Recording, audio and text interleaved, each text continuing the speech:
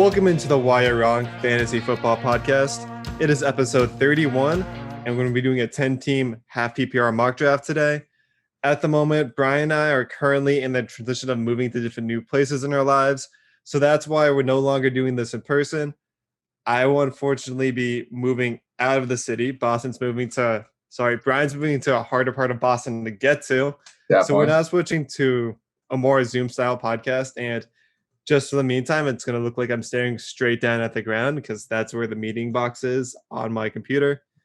I might actually be switching to a more camera-themed one just to have a second shot at some point once I get stuff set up because I'm still in the middle of moving. But enough about us. You can find our podcast on Spotify and Apple Podcasts or wherever you find podcasts at this day and age. You can also find us on social media, YouTube, TikTok, and Instagram as Why You're Wrong FFB, and on Twitter as You're Wrong FFB. And we just got to dive into some news. So, Brian, I wanted to start off with just like a sigh of relief for us that Teddy Bridgewater has been named the starter of the Denver Broncos, which means, actually, go ahead. Yeah, I mean, that brings great news for us where we care about the only relevant Broncos players, which is Courtland Sutton and Jerry Jeudy. Now you can draft them with confidence now that Teddy Bridgewater is a starter. Drew Lock, still trust him a little bit, but I feel more confident with Teddy Bridgewater with what he did with Robbie Anderson and DJ Moore last year. Right. It looks exactly like they might not be world beaters with Teddy Bridgewater, but having Teddy Bridgewater there as their quarterback does mean that they could easily be both top 20 or around the top 20 of wide receivers. But if we do get that breakout that people want from Jerry Jeudy, he could easily be a top 15 wide receiver by the end of the year. Oh, easily. And I think that we're cutting out a little bit of Zoom here. I don't know what the... A little. This is a test podcast. This is just a test podcast to see how well our internet connections are working. If you're watching on YouTube, this looks atrocious at the moment because I am super sunburned. This will get better as time goes on, but enough about the Broncos. I mean, I still feel good about Jerry Jeudy moving forward. I feel good about Courtland Sutton moving forward, and the running backs are still to be determined. However, Teddy Bridgewater being the quarterback, have to have a little bit of trust in his one. Actually, I just wanted to bring this up because Melvin Gordon is currently dealing with a groin injury in camp, which means Javonte Williams will be dealing with the ones and the twos. And it's just kind of one of those situations where if Melvin Gordon still keeps struggling with an injury and it gets worse, Javonte Williams might end up being a steal in the late 7th or 8th rounds. I mean, Javonte Williams, everyone's been hyping him up anyways before the season even started, before, OTAs started, before practice started. So I'm not shocked that he's going to get a shot now that Melvin Gordon's down. However, I feel like if Melvin Gordon's healthy to start the season, they're going to give him 15 to 20 carries off the start. But I mean, Javonte Williams is still a stud. He's got great people behind him who are supporting him and being a great running back. So I wouldn't doubt it if he gets a lot of carries to start the season. However, they're probably going to be playing down for most of the games because of the Denver Broncos. So I still feel better about drafting the wide receivers before I even start looking at those two running backs. Right. But we got to move on to the other quarterback situation yet. So this hasn't been named, but everyone's just kind of assuming that Jameis Winston will be the starter. He had basically a lights-out performance against the Jaguars, even though it is preseason. His performance just has kind of showed overall that he has at least made some changes when it comes to decision-making and his accuracy. And it's just one of those situations where, did Taysom Hill play well? Yes, but it's just the slight edge has gone to Winston so far. So even though Sean Payton hasn't said anything yet, the reality is Jameis Winston might be the quarterback for the Saints to start the season. I mean, if they want to win games, they should start Jameis Winston. I mean, I like Taysom Hill. I think Taysom Hill is a good quarterback. But if they want to win football games, I mean, they saw Jameis Winston with Callaway, the two deep bombs they threw on a dime. I mean, he played really, really well. I'm giving no discredit to Taysom Hill, but I think that if the Saints want to win, they want Kamara to be productive in the offense, they should start Winston. Also, when it comes to Callaway, he's basically the only quote-unquote wide receiver one left for the Saints because Traquan Smith is currently dealing with an injury. We know Michael Thomas is out. Given what he's done with Jameis, this could be a guy you throw on your team in the late rounds of drafts now, just knowing that while he's the only option, he might be hyper-targeted by Jameis Winston, who loves to air the ball out to begin with. No, I agree with that. And Callaway actually did look good. He looks like a sleeper that everyone didn't even think about. And I feel like now that everyone saw his 2 touchdown game, he's going to be going towards most end of the drafts now just to keep him on your bench. Because, I mean, he looked like a stud. And at least for as long as Michael Thomas is out, I mean, Callaway is definitely going to produce for that time being. And we do have some bad news, Brian. He's now sleeping with the fishes instead we're fishing with him. But Adam Big Mouth Troutman was carted off the field after an ankle injury in their preseason game. No indications yet of it being season ending, but it's kind of one of those situations where he was such a late round tight end stud to begin with that him starting the season injured without seeing a single reception yet in the preseason, just you can't put him on your team until he comes back and does something. It's not the potential late round breakout stud that this guy might have been for fantasy. Well, it's going to be more of a wait and see until halfway through the season now.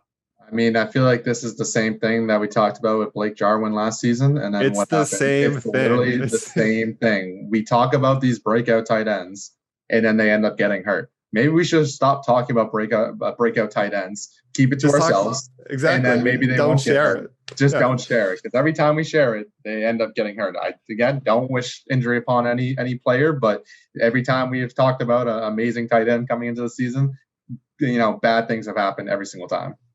And this is just to, like, even though he's not a super major fantasy player yet in his career, it just kind of goes to show it's really bad. Like, it's bad juju to draft before the preseason ends because things like this happen where there are these freak injuries to players you think are going to be key in offenses that just go down to one random reason. And then you're sitting there with your guys you've just drafted and you've just lost players before the season's already started.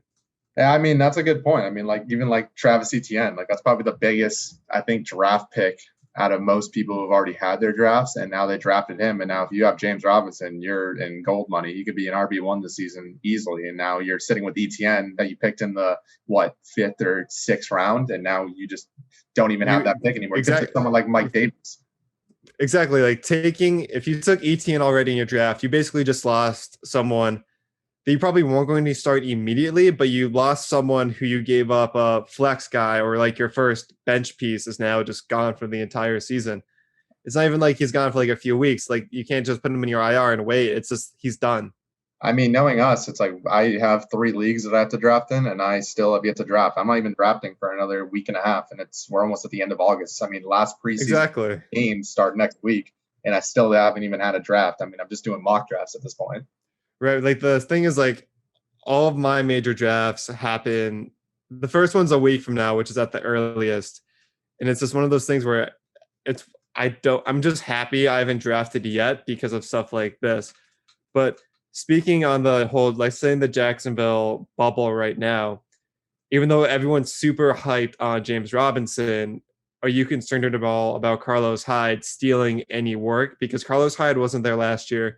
We saw Hyde steal a decent amount of work from Carson.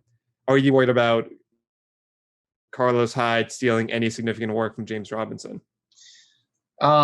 No, probably not. I think James Robinson is a 3-down back. I mean, I like Carlos Hyde, but I don't think they use Carlos Hyde the way that everyone's going to be afraid that they're going to use him. If that makes sense. I feel like James Robinson still has the ability to score 10 plus touchdowns and run for 1,400 yards. And I think that Carlos Hyde probably will steal and vulture some touchdowns here and there. But I could just see James Robinson getting the bulk load of the carry, being the CMC of that offense, the Antonio Gibson of that offense, and just running him until at some point. Hopefully he doesn't get hurt. But I mean, I think they'll just hopefully not.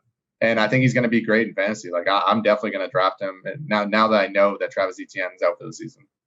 All right, so the Jags made the tough decision. They finally announced that Trevor Lawrence will be their starter. It took them several months to get to this conclusion because the rest of the NFL and the football world already knew this conclusion. So really, I'm glad they finally. I thought Gardner Minshew was going to end up starting for the team. Gardner Minshew is the future Ryan Fitzpatrick of the NFL. Just you wait. He really is, but he's good though. He's better. He's better than most. Let's just say that. I mean, if we had Gardner, he's right. He's good enough to win like a stretch of games, but like he's not good for the whole season. Oh, and definitely not. I mean, I don't know.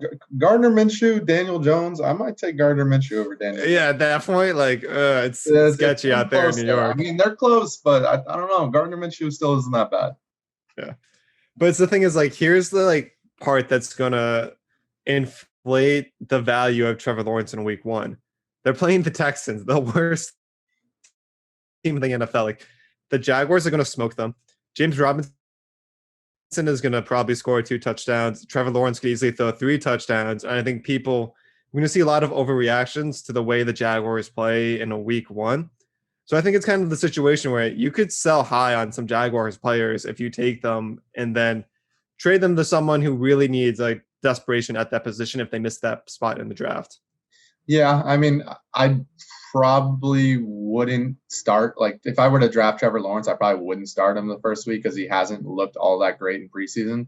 But if you can land James Robinson and know that week one that they are playing the Texans, I mean, James Robinson honestly might go for 30 points in the first week. Oh, right off the bat, easily Right could off get the bat. 200 yards, And then two everyone's going to touchdowns. try to trade for him. He's going to do the best thing. And then maybe he'll fall off later in the season. Probably not because Trevor Lawrence is actually pretty good. And Marvin Right. Jones looks pretty good. DJ Chark hasn't even played a snap yet. And they also got Laviska Shenault. So they got weapons there. And I think if you add all that into there with James Robinson's record-breaking rookie season, I only think that it's going to go up from here. Right now, this is a guy I really want you to talk about because I know you're high on him, but everything so far in preseason has been him struggling to really show up to his talent level that we all know that he has. Is Jamar Chase, top 5 pick, Bengals wide receiver, has been struggling to win contested catches, get separation. He's currently splitting time as the wide receiver 3 right now behind T. Higgins, behind Tyler Boyd. Are you concerned at all? And the thing is, he's in the 5th/6th round, depending on draft formats at the moment. Are you still Yeah, confident in taking him there, or is he just off your board at this point? Yeah, I think my views have changed a little bit just from the skill level that I knew he had. But now that I'm starting to look at, they really do have T. Higgins, they have Joe Mixon, they're at the running back core. The offensive line is terrible. They have Tyler Boyd.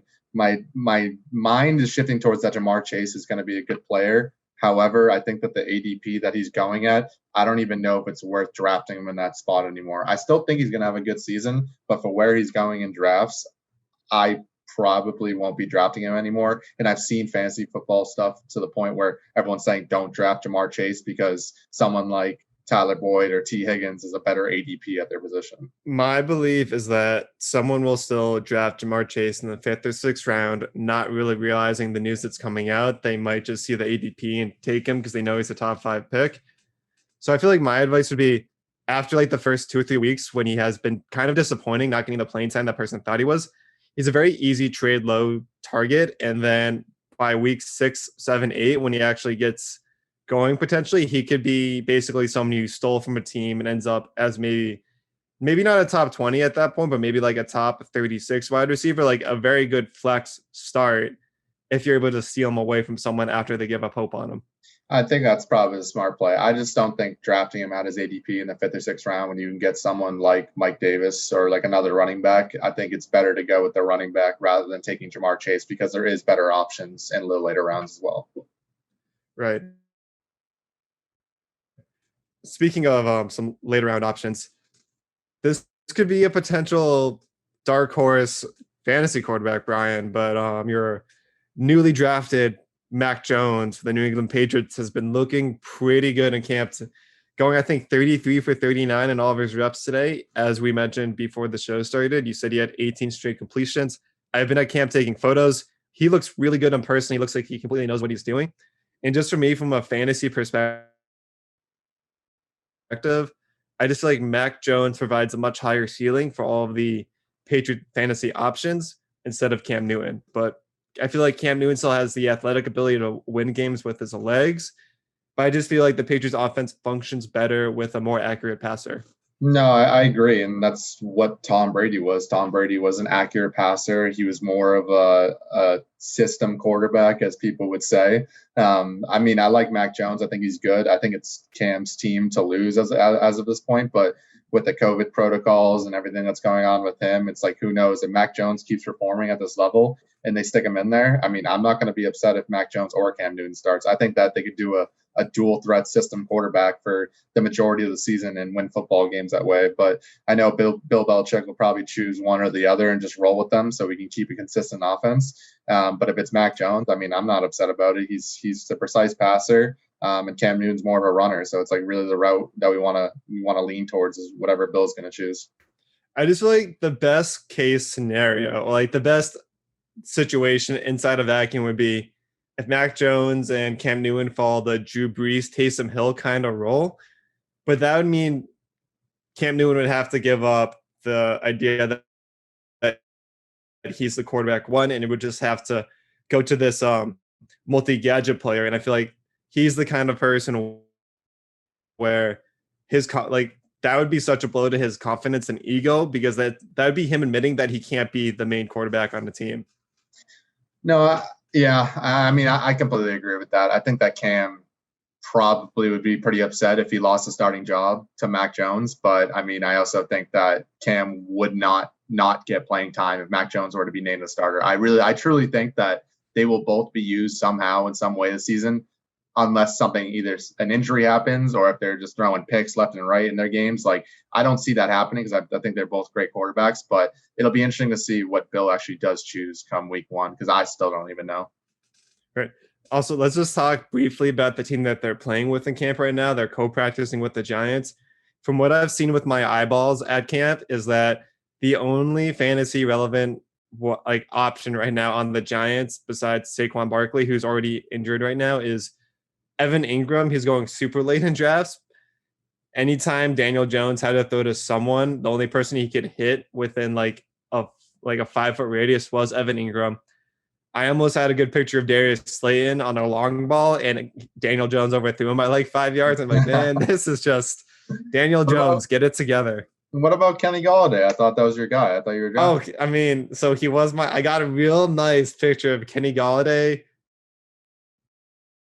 just injured on the sideline, just walking by, like not even participating in practice, just watching. I was just like, with Kenny Golladay currently dealing with an injury, and also Daniel Jones not being able to hit like his wide receiver within like a 5-foot like radius, like I just wish Kenny Golladay went to the Rams with Matthew Stafford at this point, or just went to a team with a good quarterback, because watching Daniel Jones in person makes me sad. I think he just wanted to get paid at this point, because I've been saying it for the longest time. Daniel Jones will probably not be a starting quarterback in the NFL and within maybe 2 years or so. I think Saquon's good. I mean, Saquon coming back from injury is probably the only relevant Giants player, but anyone else on the Giants, I'm just not even touching from a fantasy perspective. Let's easily just move on. Sony Michel has been traded to the Rams as of this morning. Was really disappointed because I wanted to get a few more photos of him in camp. This also coincides with the report that Darrell Henderson has sprained his thumb. So I think right now, like fantasy Twitter or just fantasy like social media in general is just trying to figure out, what does this mean for the Los Angeles backfield? Is it Sony Michel is going to be the one, which I feel like is a little outlandish? Is it, my gut says it's going to be a really ugly committee backfield, and you're never going to be able to fully start one with confidence. That's my initial feeling. Well, they're saying that Xavier Jones is also going to be pretty good too in that Rams backfield. So, I mean, I think Xavier Jones might take that spot. I like Sony Michel. I think he's good, but the Patriots don't hold on to running backs for a reason. We don't pay running backs for a reason. We usually just ship them off or we trade them. So I think Sony Michel's years are behind. I think he might do okay in this offense, but he's no Cam Akers whatsoever. No, it's also, I think part of the trade was Ramondre Stevenson has just looked like a fantasy monster in the preseason. And I think the Patriots were like, okay, we don't need this many running backs. If Ramondre is going to be this good, we'll trade our former first-round pick for a conditional fourth-round pick, because our current fourth-round pick has just been crushing it in the preseason. I mean, he's looking like the new LeGarrette Blount, honestly. So I'm hoping that he actually gets some carries in the regular season. But with James White and Damian Harris, I mean, who knows how we're going to run all those running backs that we have in our offense. Yeah, the thing is, like, right now, it's like my confidence level in Damian Harris, it's still high, but it has taken a few ticks down, because I really don't want to see like Damian Harris go from like 20 to 20 and then they get into the red zone and then they throw in Ramondre Stevenson for the touchdown. That'd be the biggest just gut punch to the potential of Damian Harris being a RB1 with Mac Jones as the quarterback. Well, with Mac Jones as a quarterback, that's a different question. I trust Damian Harris more with Mac Jones as a quarterback. As soon as Cam Newton gets put into that role, it's like Damian Harris he's okay. He's like that 7-8 points relying on a touchdown type of guy. But as soon as Cam Newton's a starter, and if he is the starter, I mean, I like Damian Harris. I think he's good for the football team. I just don't think he's amazing for fantasy. I know you love Damian Harris, but He's great. it's just Patriots running back. I've got amazing photos of Damian Harris. That's the only reason why I'm all about Damian Harris right now. Yeah, I mean, it happens, but everyone knows year after year you don't draft Patriots running backs because you never know. Damian Harris might be the most clear-cut fantasy running back that we've had in a while that's been a Patriots player. Maybe I think LeGarrette Blount was probably the last one before that, but over the past few years, like James White has been inconsistent, Sony Michel has been inconsistent, and now we have Damian Harris. So it's like, can he live up to that expectation or surpass it, you know? I think if you draft Damian Harris knowing that he's going to be a mid-tier RB2, that's good for what you're expecting. You can't be drafting Damian Harris thinking he'll break into an RB1 kind of level because he's basically the running back 32 off the board. I'm drafting Damian Harris knowing that he's going to be like running back 20 to 23 kind of range, someone I could throw in my flex, or if one of my main two running backs is on a bye or currently injured, he's a like person who can plug and play that hole. And he could be trade bait too. I think he's in the same spot too. I agree with that. Moving on, Carson Wentz has returned to practice, Brian. He was projected to miss 5 to 12 weeks. He is showing signs of coming back. I'm not drafting Carson Wentz as a fantasy quarterback, but this kind of just means the potential breakout from Michael Pittman Jr. is now a potential again because it was basically shut closed after Carson Wentz went down to injury. Carson Wentz actually looked pretty good. I saw some comments on him and I saw some throws that he was making. I mean, he looks good. I think that Michael Pittman, I was big on Michael Pittman before Wentz went down. Then he went down, said he wouldn't even play for 8 weeks. So I was like, okay, throwing him off my draft boards. But now that Wentz actually has the potential to play for week 1, I mean, I'm going to be drafting Pittman if I have the chance to. So that's all I want to talk about with the Colts for now because everything else is just so like terrible. Like we've touched that one guy enough so far this offseason where we don't need to talk about JT right now. We can save him for later when someone else drafts someone and we can laugh. I don't even want to talk about him, honestly. I'm on board with that. Okay. Yeah. Moving on. Jets quarterback Zach Wilson has been balling out in preseason and the joint camp with the Packers. Aaron Rodgers has been commenting his performance also, which is also, it's really good if one of the better gunslingers in the NFL is already really impressed with the way you're playing. But the biggest key takeaways is that he hyper targets Corey Davis. And the other major concern now is that Michael Carter, running back from UNC, drafted in the 4th round, has not been playing with the 1s or 2s and was never on the field with Zach Wilson in preseason, which is just super concerning. Everyone really had him as this late round guy you could draft thinking he might take over the bulk role. But with the usage of Michael Carter so far in the preseason, it looks like the Jets might actually be using a similar running back system to the 49ers where it's a committee backfield and you're never super confident in starting any of them. Yeah, and I honestly didn't want to say anything about Corey Davis because I knew that he was going to actually be a beast this year. I mean, I predicted that Zach Wilson was going to be good. He's done good in the preseason so far. And I have big, and high hopes for Corey Davis going into the season. So, I mean, other people don't draft him because I think he's going to suck. But for me personally, I'm going to draft him in all my leagues because I think just from the targets that we see in preseason, it's definitely going to transfer over to the regular season as well. So what you're saying is don't draft Corey Davis. Wink, yeah, wink. Don't draft Corey Davis, but wink. Give a little wink. But yeah. He's gonna be he's a good bench stash to have for wide receiver because he could definitely be a flex option, and he was a flex option last year. People just forget that Corey Davis was actually a stud last year and caught, I think it was 9 touchdowns or something like that. Corey Davis was a top 10 draft pick when he was drafted. Exactly. Corey Davis got paid money to be the number 1 receiver in New York, so might as well draft him like he's a number 1 receiver. So also, the last group of wide receivers I want to talk about today, we were kind of down on them all offseason because we're really concerned about their quarterback not playing well because we saw the team just collapse last season. The Pittsburgh Steelers have come out really strong this preseason. And Brian, so I just want to give you the details of a player and I know you can probably see the screen. You can see who I'm going to talk about, but he's 6'4", 240 pounds, finished as the wide receiver 19 as a rookie. So his second year breakout should be unbelievable. But why do we have a bad taste for Chase Claypool in our mouths? Well, first off, we saw what Diontae Johnson did at the end of last season. Diontae Johnson is by far the number one receiver there. I also do. I'm always been a Juju hater, but I'm just something in my gut. There's something in my mind. There's stuff I've been reading that Juju's going to break out this year. I don't want to tell myself that, but pretty much because the wide receiver room's so heavy, Claypool also is in part of that wide receiver room. And most of his games where he had a lot of production was he had a 4-touchdown game. He had another 2-touchdown game. It was really just multiple touchdown games that can't be translated over into this season, which is why I'm not that high on him. I think he'll still put up some numbers. I just don't think he's going to do what he did last season. Right. It's just like what's hard is like he's so physically big and gifted where if they didn't have such a crowded wide receiver room, I'd have a lot more confidence in him. So let me ask you this. Would you rather take Diontae Johnson in the 5th or Chase Claypool in the 6th? Diontae Johnson all day. Diontae Johnson's the only Steelers wide receiver I'll draft, and I'll draft him with confidence. I'll overdraft for Diontae Johnson. It's mainly because he's Big Ben hyper targets his favorite wide receiver, and Diontae Johnson was basically on pace last year for 160 something targets. So even if Diontae Johnson is not the touchdown monster that Chase Claypool could be, if you're in a half PPR or a full PPR league, Diontae Johnson will make up for not having those touchdowns and having 68 receptions per game.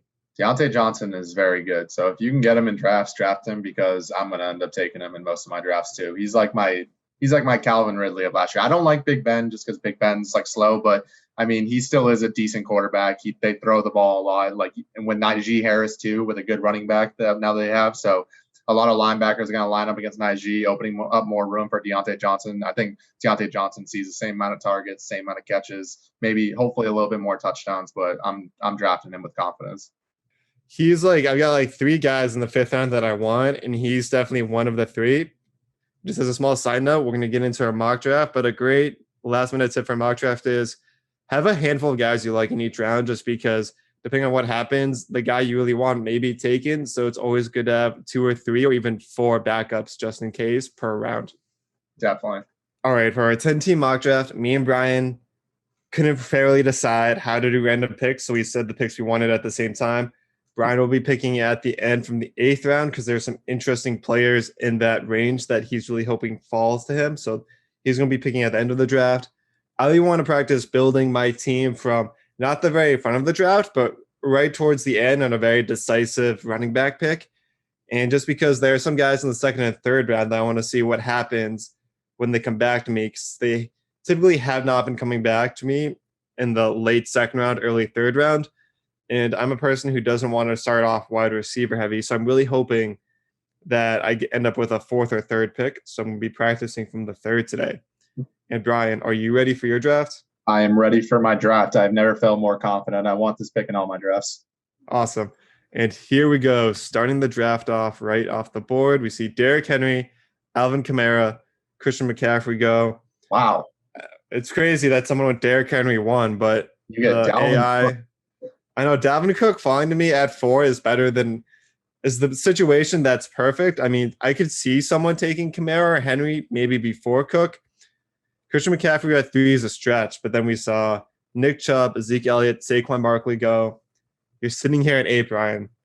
I know. I'm doing it. I will do this in my draft, and I will take Austin Eckler with this pick every single time. Okay, walk me why you did Austin Eckler at 8 instead of Aaron Jones. I think that Aaron Jones with A.J. Dillon in that offense, I think it's going to be the same thing that we saw last year. I don't think Aaron Jones is going to put up the same amount of touchdowns as he did last year. I think that Eckler flat out said that if you want fantasy points, draft me because he's going to play when he's healthy. I think that offense has a top 5 offensive line, if not the best offensive line in the league. Herbert's only getting better. Keenan Allen's getting better. Mike Williams getting better. And he's just a dual threat run/pass catcher who scores touchdowns. Only good things are happening with Austin Eckler. I do like Aaron Jones if it comes back around, which it is. And in this case, I will take Aaron Jones here. So if I can end up in my draft, which I want this pick in the first place, where I could take Austin Eckler and Aaron Jones or Antonio Gibson, I would be so happy. Like, that's the thing. Like, I am worried about Aaron Jones because of AJ Dillon. It really makes me think about when you had DeMarco Murray with Derrick Henry right behind him. Because, like, AJ Dillon is not Derrick Henry, but AJ Dillon still basically has the same physical, like, size and moves the same way that Derrick Henry does, where all it takes is one game for AJ Dillon to turn over 10 people on his way to a touchdown. And then all of a sudden you're like, wait, why is Aaron Jones only a pass catcher now?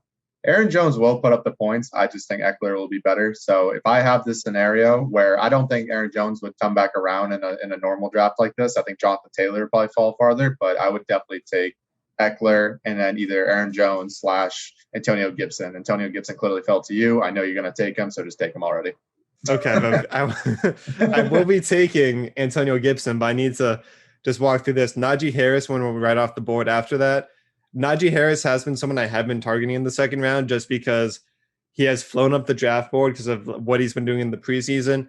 The Steelers have showed they are committed to having him on the field for every single snap. And he has the physicality to just run through people's faces, where Najee Harris has kind of edged out, where I will take him above Antonio Gibson because right now the fear is that Antonio Gibson isn't getting enough of the third down work, which is crazy because Antonio Gibson was a wide receiver converted to running back. And it's just like, he's already good at both positions. Why are you not putting him on third down, Washington? Just play him every single time. But they love J.D. McKissick. I think at some point they will give Antonio Gibson more third down work. And it's right now it's like between Joe Mixon and Antonio Gibson. Both I like.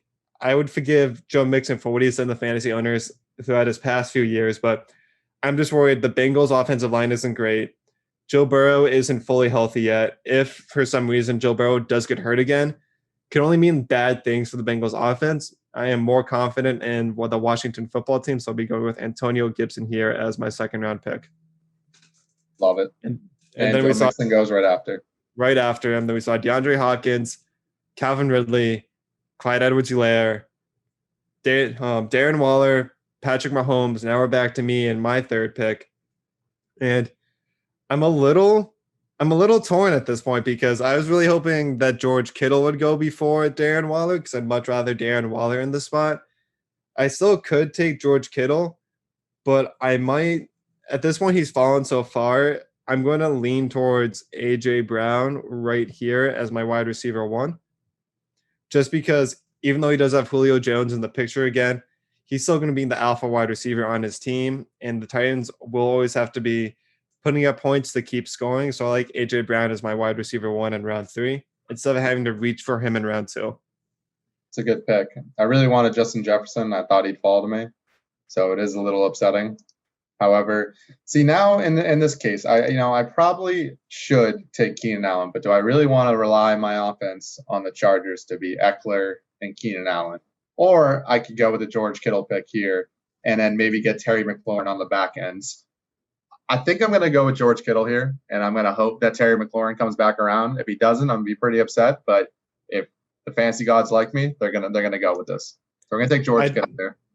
I like George Kittle there mainly because you're basically saying George Kittle is my wide receiver one at this point. If George Kittle is healthy and still puts up a full season, he could easily put up top 10 like wide receiver numbers. So taking him right there is still a great pick.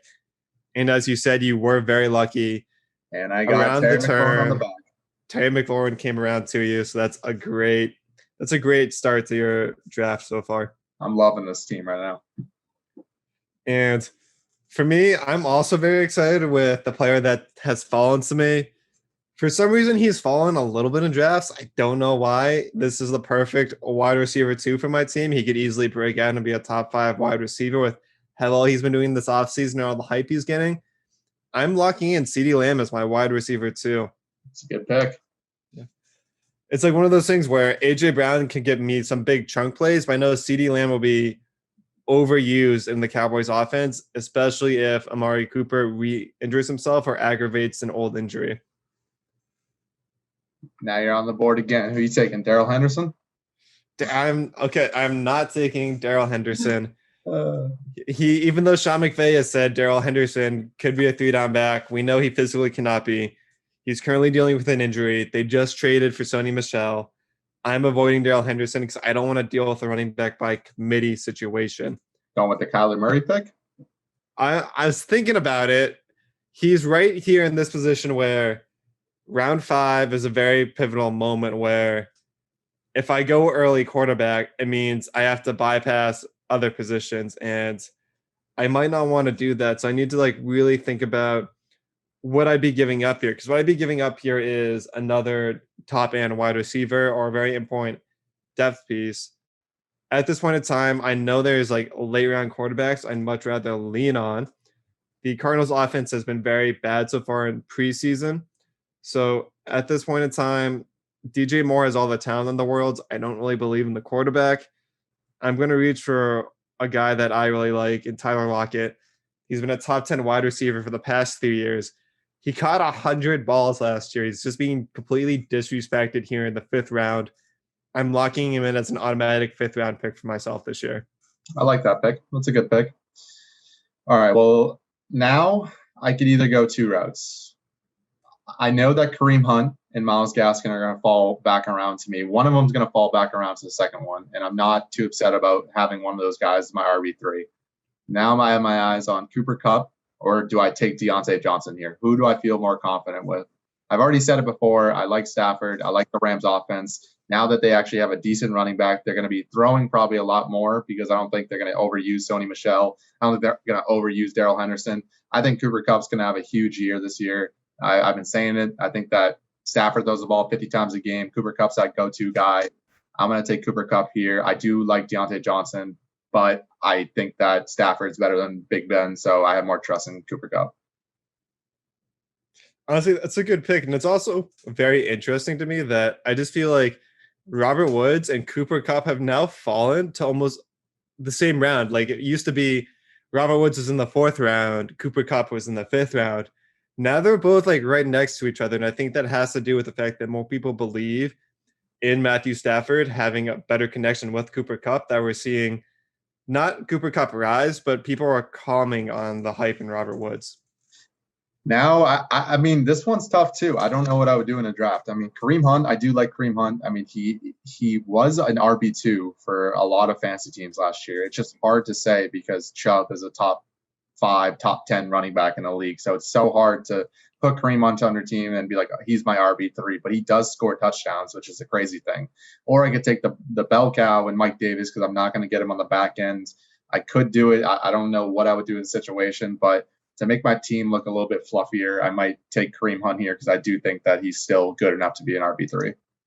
Interesting. I thought Brian Heine would have auto-picked Mike Davis. You think you would have taken Mike Davis there? Yeah, I was expecting an automatic Mike Davis pick from you there. And I see. I mean, I probably would when the situation comes down to it in a real draft. I'd probably take Mike Davis in all honesty, but my gut is also telling me Kareem Hunt is also a touchdown scoring machine. So it's so tough to choose in between. I've heard bad things about Mike Davis. I've heard good things. I like him, but just for the sake of this mock draft, we'll take Kareem Hunt here. And my heart has not been just broken once, but it's been broken twice because the 2 guys I was targeting for this round both went before me. I was looking to TJ Hawkinson as my early individual positional pick in the 6th round. I'm really high on him this year. He's going to get so many targets. It's just going to be ridiculous. And Mike Davis would have been a perfect RB3 to pair with Dalvin Cook and Antonio Gibson. He did not fall to me. So I'm in the position where I need to pick a player that's going to help my team the most. There's a mix of guys on the board. I know if you look at my team, you might be like, you should really pick another running back to have a nice balanced depth piece. But we're kind of in those rounds where there's still better wide receivers on the board compared to the running backs. And because he's fallen, I will take another target monster in Deontay Johnson from Pittsburgh. Oh, damn. I didn't even think about looking at my pick. I should have took someone else. But you're probably going to end up taking him. I might, but also at the same point, okay, I might take him here in the draft just because he's here. But we'll talk about him in a second because the reality is he's not going to be here in actual fantasy drafts because he is skyrocketing up the board. He's going to be easily a late second, early third round, but I went with James Robinson here in the 7th round. But as we both said, Travis Etienne will be gone for the entire season. James Robinson will be an RB1 in Jacksonville. He's going to skyrocket up to the 3rd round. He is not going to be sitting here in the 7th round. He will definitely not be sitting there. Okay. So now we got 3 RBs, we got our tight end, and we have 2 wide receivers. I could go another running back, but I don't feel great about these running backs that are listed right here. We did just get the news. We talked about it. We talked about the Teddy Bridgewater start. I'm going to end up taking Courtland Sutton here as my 3rd wide receiver. Interesting. So I would have guessed you would have taken a different guy at this point. I know there's a little bit more guys on the board because this is a 10 team, not a 12 team, but I thought you might have been leaning more towards Jerry Jeudy in this situation if you're going to pick one of the 2 Broncos wide receivers. I usually do take it. I'm trying to see what my team and how I would actually feel when this all lays out. In a real draft, I probably would have taken Mike Davis, and I really would have taken Jerry Jeudy because I think both those guys are actually better. But I want to see because, I mean, these guys aren't bad. Courtland Sutton isn't bad. He's still a good receiver. Jerry Jeudy's also a good receiver too. I just think that when Courtland Sutton was healthy, he was a wide receiver too at one point, and we haven't really seen him healthy in seasons prior. So it's at the point where people might not be relying on Courtland Sutton as much, and might more think that Jerry Jeudy's going to be the better pick. But I feel like you can go with either option at this point. Correct. This is a tough pick. I don't like this pick. I mean, I was just talking down on him. And I could take my RB4 here, which I probably will. And I'll probably go with Damian Harris here. My last draft, I didn't go very RB heavy. So I'm going to go a little bit more RB heavy this year, just in case Kareem Hunt, for whatever reason, isn't as good as I thought. So I'm going to take Damian Harris here.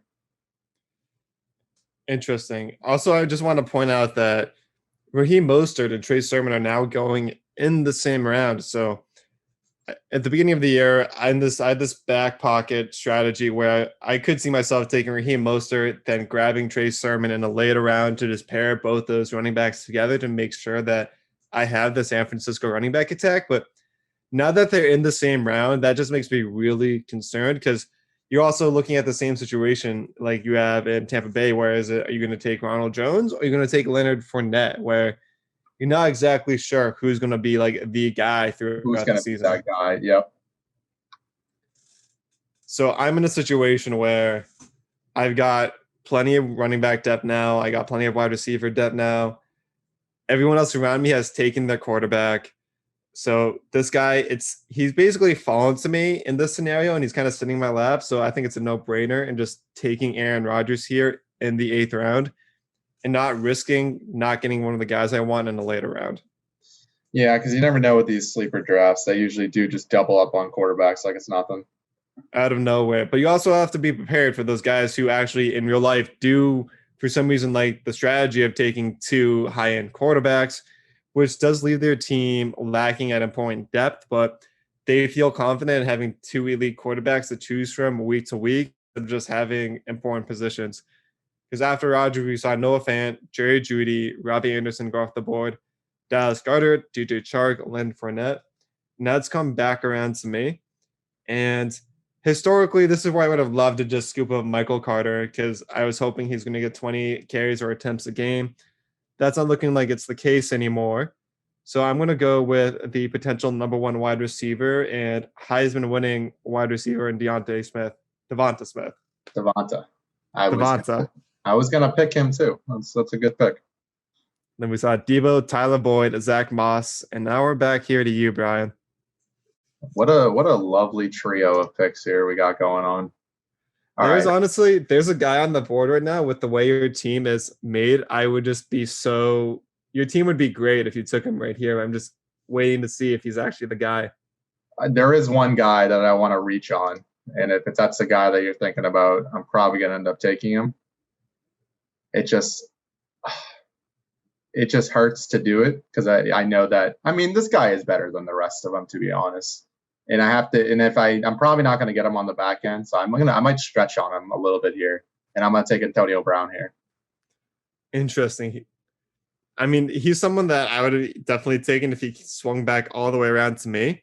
Was not the guy I thought you'd pick here because you could also still pick him here. I could still But pick here, but I also think I need a quarterback now. And now this one hurts. This is a tough pick to do because I'm picking between Brady, Stafford, Hurts, or Tannehill. I love Tannehill. I love the thought of it. I love Stafford because I love the thought of it. But something in my mind says that Jalen Hurts is actually going to be a monster this year, and I don't want to do it, but I kind of have to do it because I think that his running game is just so threatening to the rest of the league. I still think he can put up those 30 points. So I'm actually going to take Jalen Hurts as my quarterback here. so I've actually taken Jalen Hurts in a 10-team league before because in my mind, if I'm taking Jalen Hurts, I'm also taking a second quarterback for the what if he doesn't actually pan out. Yeah. But you didn't, I thought you were going to take Tom Brady. I just feel like No. Tom Brady is being disrespected in the fantasy community right now. I don't. I love Brady, I do, but you got to realize the man is getting a little bit older, and there's got to be a point in time where he doesn't run the ball, and you need to know that he doesn't run the ball. I'm more of a dual threat quarterback type of guy. That's fair.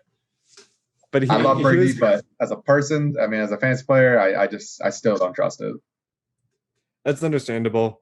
He only finished as a top 10 fantasy quarterback and was literally on pace for over like 40 something touchdowns and like 5,000 yards last year. I know there's going to be a time though where Brady regresses. There's no way he's going to go his entire career throwing 40 plus touchdowns. I love him, but it's tough to draft a guy that doesn't even run the ball. It's very tough. Back to me on the clock. Honestly, I'm kind of like in the situation where they want me to draft a tight end. The problem is there's like all the tight ends on the board now are at the same level to me where I really just want to pick like some skilled players that I still feel confident in reaching it on. I know like Logan Thomas is still there. He could be another target monster with Curtis Samuel still being out. I could double down. I could get the double doink having Robert Tonyan as my tight end with my Aaron Rodgers stack. Or I could wait to see for someone else. But with this turn, I know I'm going to get at least one of the two guys I want. So sitting here in the 10th round, I feel like I would much rather take the chance with Robert Tonyan with that double stack with Aaron Rodgers instead of Logan Thomas at the moment. If my drafts go differently, we might see a different tight end in my team. But your team looks so much more stacked because you got James Robinson, which is the funny part. Oh, that's the thing. Like, it's basically the asterisk point where I shouldn't have him on my team, but I still do at the moment, so I can kind of draft more confidently throughout the rest of my draft. But we mentioned him earlier because the one guy I used to be targeting, Mike Williams, could be just a dominant threat this year, but he gets injured every single time he tries to go up for a pass. He's been hyper targeted in the preseason, so I'm going to go with Corey Davis as a bench piece in the 11th round.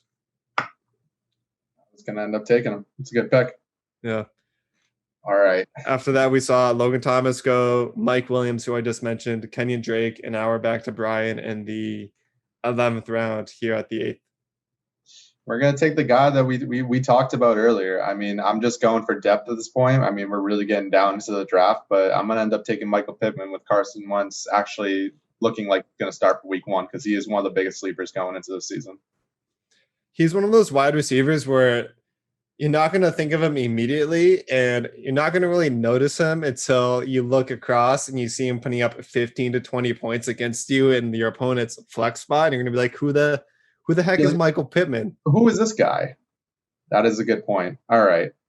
Now, the running backs just really get tough at this point. They thin out way too quick. That's the biggest fear of fantasy football is just how fast the running backs go from, wow, these guys are good, to, oh my God, there's no one.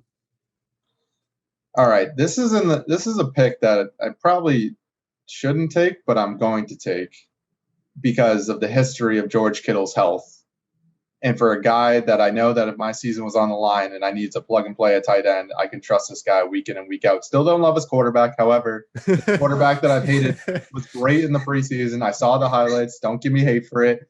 I still think that if he can throw the ball, he's going to throw it to this guy. Rob Gronkowski. Yeah, not Rob Gronkowski. We're going to take Mike Gesicki here, who I think is a talented tight end, but I don't like his quarterback. That's fair. I understand the situation that you're in. After that, we saw Michael Gallup, Gus Edwards, Naheem Hines go off the board. sitting here in the 12th round, you're kind of just swinging at the fence. And there's a lot of guys out there that I could take swings on, but I already have 6 wide receivers on my team. I don't really want to go to 7 or 8. So recent news is that we didn't mention it at the beginning, but DeAndre Swift is dealing with a slight injury right now. So I'm just going to sneak Jamal Williams onto my bench as a running back 4, just as a worst case scenario situation. One of the better handcuffs. It's definitely one of those like things where I know the team has said they want to use DeAndre Swift as their main guy, but if DeAndre Swift gets injured, they brought Jamal Williams in for a reason. This is fair, and I'm surprised to see that Chuba Howard's actually so high. I mean, knowing that if CMC does go down, Chuba Howard might be the next handcuff in that offense, which is nice. He's definitely someone. If I'm taking Christian McCaffrey, I am auto drafting Chuba Howard because I am an insurance policy fantasy manager. I have no patience for someone taking my handcuff and holding them over my head if the worst case scenario does happen. Of course. All right. Back to me on the clock. I was like sitting here, I was like, what's taking Brian so long? But I'm the one wasting all of our You're time. the one picking. And because of everything I just said, I don't want the risk of someone else taking him. So since I have Dalvin Cook at the 4 spot, I'm taking Alexander Madison in the 13th round. Typically, if Alvin Kamara is here at the 4th pick, I would have taken Latavius Murray in the 13th round. No, I really wanted Marvin Jones here. It was close. He almost fell to the ice, just a few picks away. That hurts a lot. Okay, now we're in a situation where I could be that guy, and I'm probably going to be that guy, and I'm probably going to end up taking a kicker here because I have kicker. Yeah, no, I'm going to wait one more round. I'm going to get one more guy, and then I'm going to take the kicker on the back end. The thing is, like, there's a guy who's been going basically undrafted in 10-team leagues, and it just frustrates me how disrespected it is. Like, the situation where I can get him on my team at the end of drafts, I'm taking him. But just the fact that he's going to be considered a free agent, even in a 10-team league, it infuriates me. And we'll talk about him if he doesn't get drafted. This is a tough pick. For the hope, I think I'm going to end up taking a guy here that I probably shouldn't take, but I'm going to take him anyways because I think that he's going to be somewhat elite in this offense. I'm going to take Russell Gage here. That's exactly who I just wanted to talk about. Is I didn't want to say it out loud because I didn't want to give you the insight that I wanted him to be taken off the board. But Russell Gage needs to be taken in fantasy. And before I go with my kickers here, I think that Russell Gage is being really underlined because when Calvin went down, Russell Gage was actually like a very relevant flex player, and people just seem to forget that. They just didn't gauge his ability correctly. His situation. We need Russell Engage this season, Brian. That's our name for him, Russell Engage. I think, everyone loves Justin Tucker, but I honestly think that Harrison Butker is just the better kicker here. I mean, pure kicker, if you want to hit a field goal, Justin Tucker's the guy. Fantasy points, I love Harrison Butker for whatever reason. I think that Chiefs offense is elite. They score so many points. There's always room. Even with PATs, Harrison Butker can still get you 6 to 7 points every single week. And his max are like 20. You're thinking like off the board right now, it's a big defensive kind of round, or I could go kicker. I'm kind of in this situation where I typically stream defenses. I don't think the defenses on the board right now will be here, knowing how other people in our league like to draft. But I could go and click on the Steelers defense and take them. But I think a good target for round 1, even though they're terrible, I just think they have a good matchup, is if you take the Jacksonville Jaguars for round 1 when they play the Texans. And I think the Texans will be a good team to just pick on every single week if you're a streaming defensive style player. So I'm just going to go ahead and take the Browns defense just off the board, knowing they've got a solid defense. I was leaning towards the Steelers, but I just feel like the Steelers have a much harder schedule than the Browns do overall. I probably would have done the same thing. And in this round, so we got 2 more picks left. I've got one more positional pick on the board. For kicker, it's one of those situations where I'm just going to pick a kicker on a talented offense. I could take Justin Tucker, but I like the fact that this offense is talented, but they might not score a lot of points except for the kicker. So I'm going to take Jason Sanders. Another great pick. Now, in this sense, I also stream defenses. So I'd probably take a defense that's going to have a really easy week 1 matchup. So I'm actually going to take the Jags because they're playing the Texans week 1. And it doesn't look good on paper, but it looks good from a week 1 perspective. You might get some heat in the polls for having the Jaguars defense on your team, but we just need to put an asterisk right below it, playing the Texans week 1. Playing the Texans week 1, and then they will be immediately dropped. Trust me. All right, this last pick, he's probably, in most of our fantasy drafts, probably will not make it this far, but considering that the preseason that he's had and the game that he actually had 2 nights ago, or I think maybe it was last night, I'm going to take Callaway here for the sole reason that he's been balling in preseason. It's probably been the number 1 wide receiver. That's honestly a pretty sweet pick. The guy I really wanted to lock up as my last pick went right after I took my kicker. I really want the potential rushing star breakout of Trey Lance. Even though Jimmy Garoppolo is all smiles right now saying that he's the quarterback 1 and he knows it, there's actually a study out there, Brian. It's every single quarterback that's been taken in the top 10 every single year out of those 21 guys, 18 of them have started by week 4 and the other 3 started by week 5. So it's one of those situations where Jimmy Garoppolo's job is most likely gone after a month. And if Trey Lance breaks out and becomes this running monster, he could give you the production that Jalen Hurts might with his legs, where if I could sneak Trey Lance onto my team in round 15, I might be doing that instead of taking a kicker in real drafts. That's an interesting stat. Yeah. But with the way this works is you kind of have taken – Callaway was like my last round guy, like that's on my board, who I fit onto my team just in case. So just to double down on my first 2 rounds of insurance, I'm going to end my draft with J.D. McKissic, just in case anything happens to my guy, Antonio Gibson, during the season. Surprised J.D. McKissic actually fell this far. That's surprising. I think it's because the hype of Antonio Gibson has gone through the roof that people are cooling on J.D. McKissic, but it's just one of those situations where everyone can get injured, even though I wish we could do like it was Madden where you go into the settings and you turn off injuries for the season. But the reality is people get hurt. I like having backup options on my team to make sure I'm not losing the production if one of my main pieces does happen to miss time. I like my team. I think my team's it's pretty solid. I'm happy if I were to get the 8 pick. Yeah. I think here with the 4th pick, so I'll go through my team. Dalvin Cook fell to me at 4, followed up by Antonio Gibson, James Robinson, Jamal Williams, Alexander Madison, Jaden McKissic as my running backs. Wide receivers, A.J. Brown, C.D. Lamb, Tyler Lockett, Deontay Johnson, Devonta Smith, Corey Davis. Got Aaron Rodgers at quarterback, Robert Tonyan as my tight end. I'm super confident in my wide receiver group. I wish I could play all 4. I feel like I just need that extra flex piece to just have that scary lineup of all these guys who could just have 20-point weeks every single week. I like James Robinson as my RB3. I know he's not going to be my RB3 in the 7th round. He most likely would have pushed back someone else, which would have allowed me to maybe grab a Clyde Edwards-Helaire or Darren Waller in round 3, which I would have been very happy with. And looking at the quarterback, I might have bypassed Aaron Rodgers and taken Jerry Jeudy instead and then gone for a Ryan Tannehill at the back end of drafts. But that's just kind of like the best part of mock drafts is practicing different situations to see how our teams work out. So do you want to kind of walk through your team and where things you like about your squad and things you'd want to improve on or change going forward?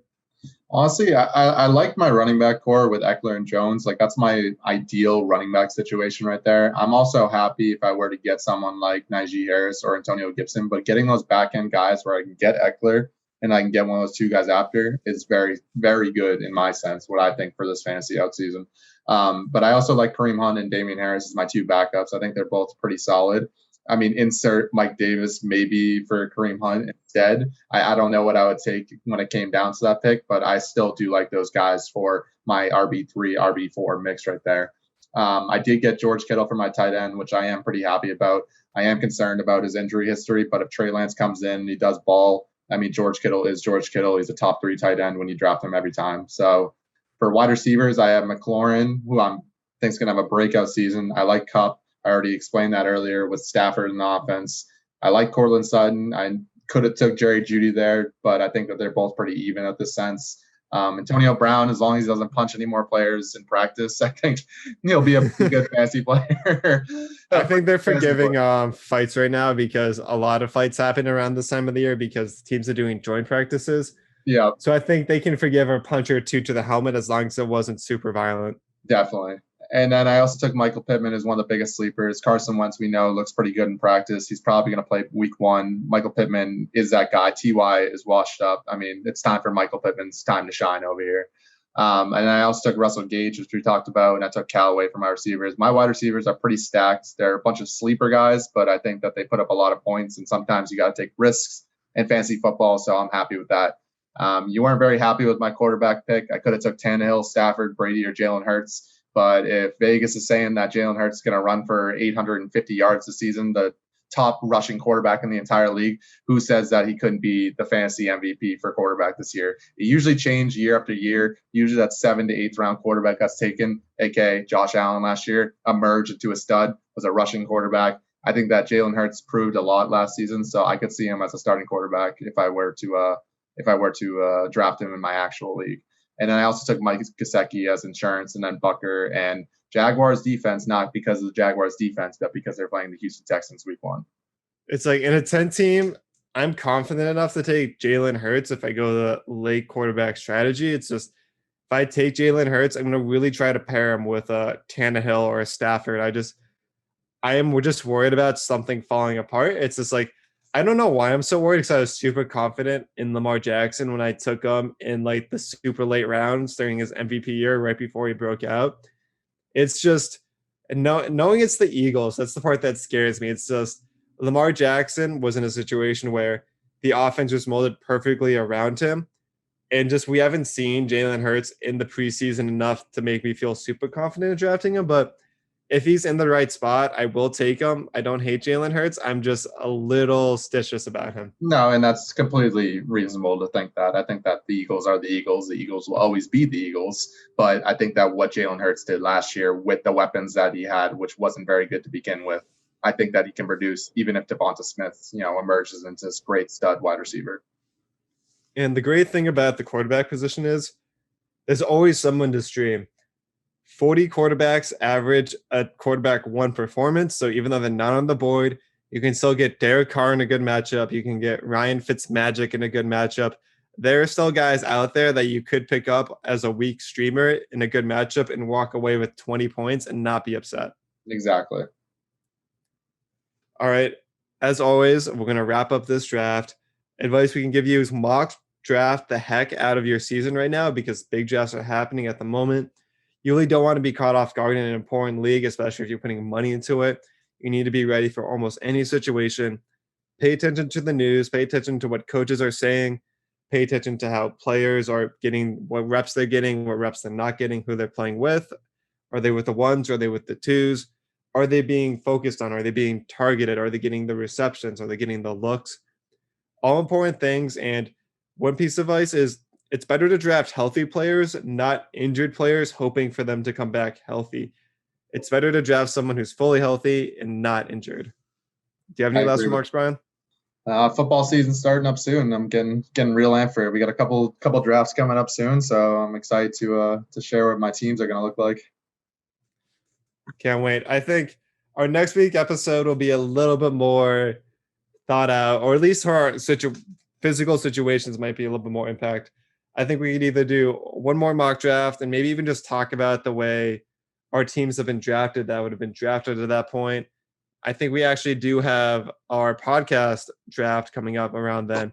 So it'll be interesting to see or just recap some of the teams we've put together so far before the season actually gets underway and just talk about how we feel about the teams as a whole. But you can't see it right now, but cheers, Brian. Cheers.